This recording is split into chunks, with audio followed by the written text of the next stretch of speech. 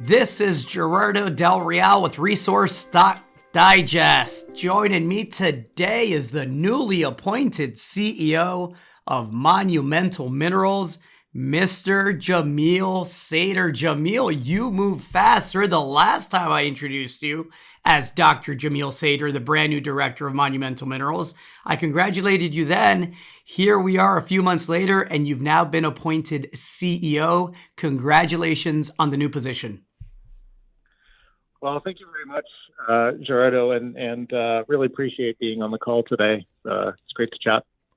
We chatted a bit off air. It's difficult to know where to start. There is a lot going on in the rare earth space. It seems like every day there are more and more headlines. And unlike 2010, 2011, where I did extremely well with the rare earth names, those headlines back then, the geopolitical uncertainty was short-lived. This go around, it seems like it's a lot more disruptive and a lot more consequential. I would love for you to share some of your expertise and your take on the global macro perspective on all the uncertainty in the rare earth space. Absolutely. Yeah, it's been a bit of a head spinner since we last chatted, I think in early December. And there's just so much that's happened, and like you said, it's a lot has changed in the geopolitical space.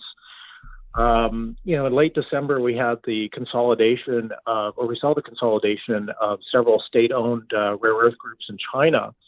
And, that makes Western countries, especially the U.S., a little bit uneasy, especially when it comes to supply chain and trying to secure a source of rare earths for the long term. In addition to that, you've got a tax system in China that really incentivizes rare earths to remain in country, or the raw rare earths to remain in country to be used in manufacturing rather than being shipped elsewhere for value added manufacturing.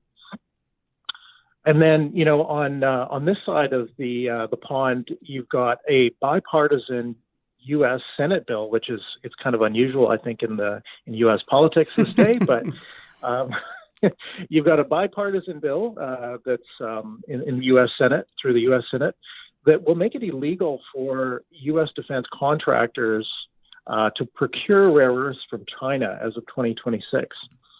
And this is interesting because it's not just this doesn't just affect the U.S. This in fact affects other countries that also will use those defense contractors. That include Canada, Australia, New Zealand, the UK, and so on.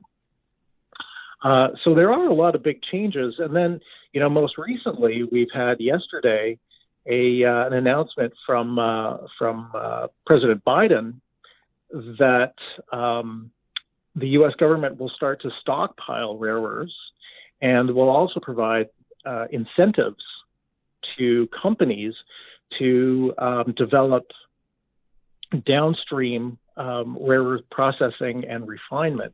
And a prime example of that is MP Materials.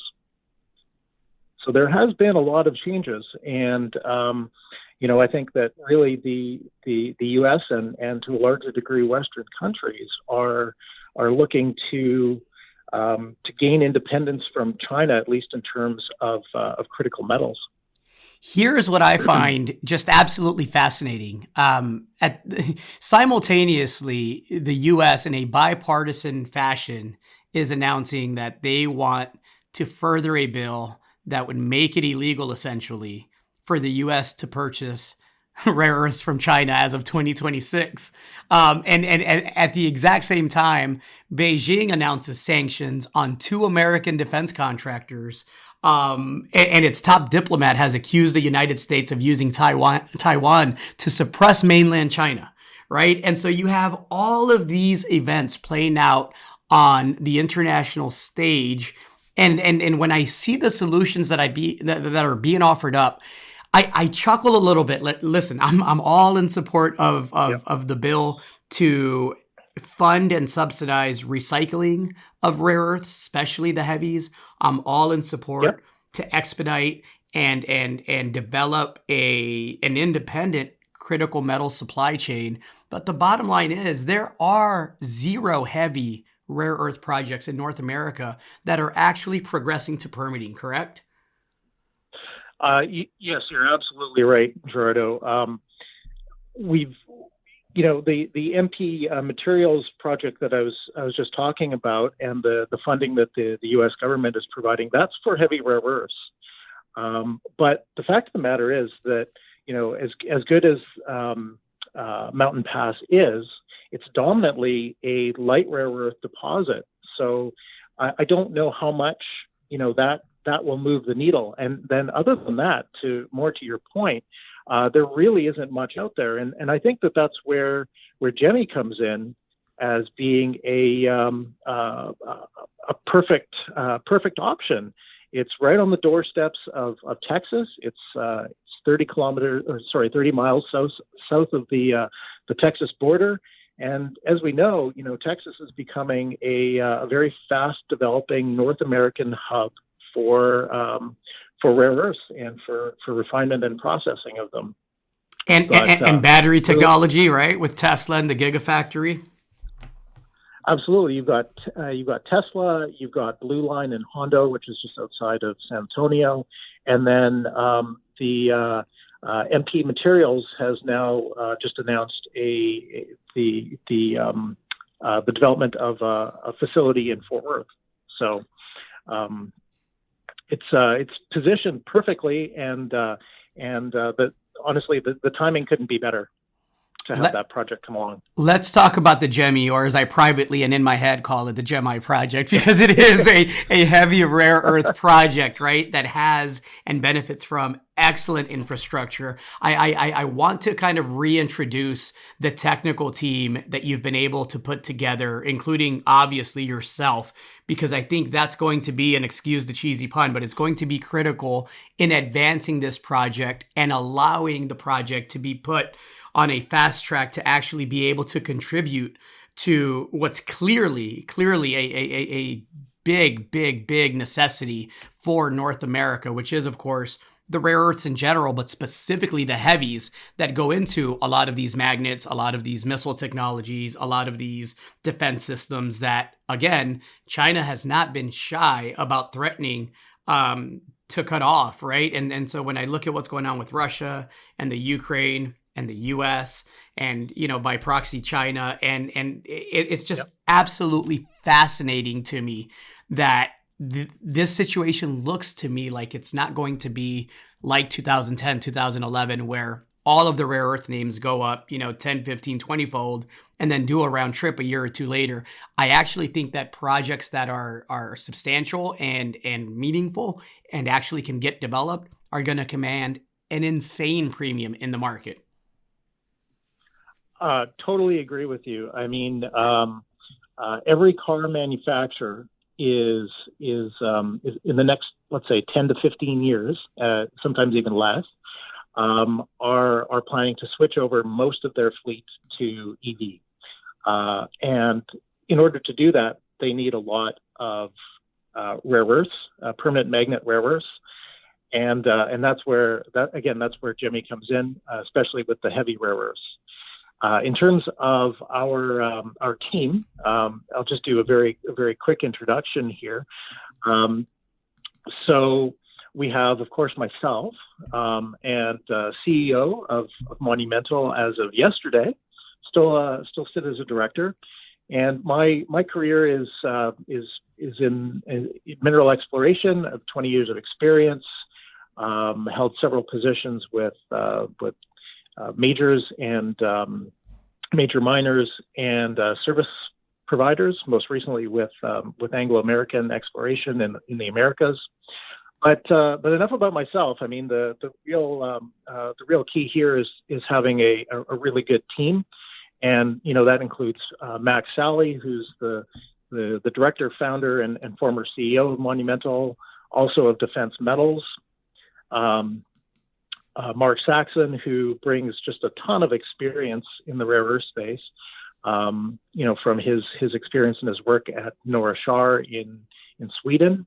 and Chris Raffel, who has over 20 years of experience in exploration and seen many projects and also worked on many rare earth projects as well. And like I said, having that key team together and the depth of that team is really, really important in progressing GEMI quickly and efficiently. It's interesting to me that the announcement from the Biden administration included, and I mentioned the subsidies, right? I believe, and correct me if I'm wrong, I believe it was a $35 million subsidy essentially to MP Materials to go ahead and, extract the heavies, which they have very few of, right? And when I look at Monumental's market cap, where does it sit right now? Jamil? Yeah, again, you're absolutely right, and what that kind of indicates to me, anyways, is that at this point, the U.S. federal government doesn't see another option in the near term and so that's why they've provided this funding to MP Materials. But like I said, the GEMI project can be advanced very quickly. It's drill permitted, and I think that we can progress this quite quickly to the point where we do become a consideration by the U.S. government and by perhaps Mexico and Canada as well to secure critical metals and heavy rare earths. And Jamil, walk me through what the next steps are. How do we take, the sub $10 million market cap that Monumental currently is being valued at right now and take it to, where I think it can go, which is, I think this is a company that if the project is advanced and Mother Nature delivers and you're able to fast track this because of the excellent infrastructure, because of the excellent team, because of, so some of the sampling results that you've gotten seem very prospective. It's early stage, obviously, but if you are able to develop an economic resource there, this is a company that could have a market cap in the hundreds of millions of dollars from a baseline of $8-9 million Canadian today, right? What comes next for GEMI? Yes, that's exactly what we're planning here, and to do that, what I can say is that we've finished our airborne radiometric and magnetic geophysical survey. That was finished last week, and we're just waiting for the data to be processed and interpreted. And as soon as that's done, we'll get to site and have a look. And that's what we need to do most. Is we need to get out to site. We need to assess how many of these dikes, these intrusions, these mineralized bodies exist. Because right now we know that we do, from the samples we've got so far, and the assays that we've got so far, is that we have grades that are consistent with Norra Shar in Sweden. But we just need to better assess it, and that doing some work on the ground and just boots on the ground, some just traditional exploration methods of mapping and hacking away at rocks is what's necessary.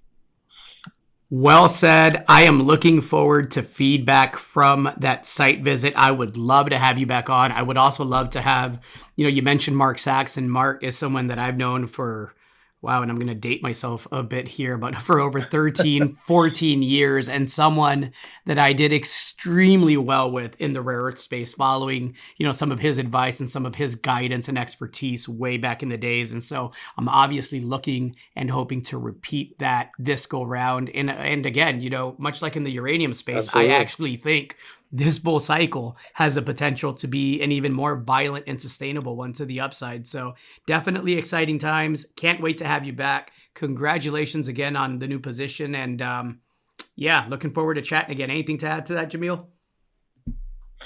No, just want to say thanks again for having me on today, Gerardo. It's great to be chatting. There's going to be lots to talk about this year, so can't wait to have you back on. Thank you. Thank you very much.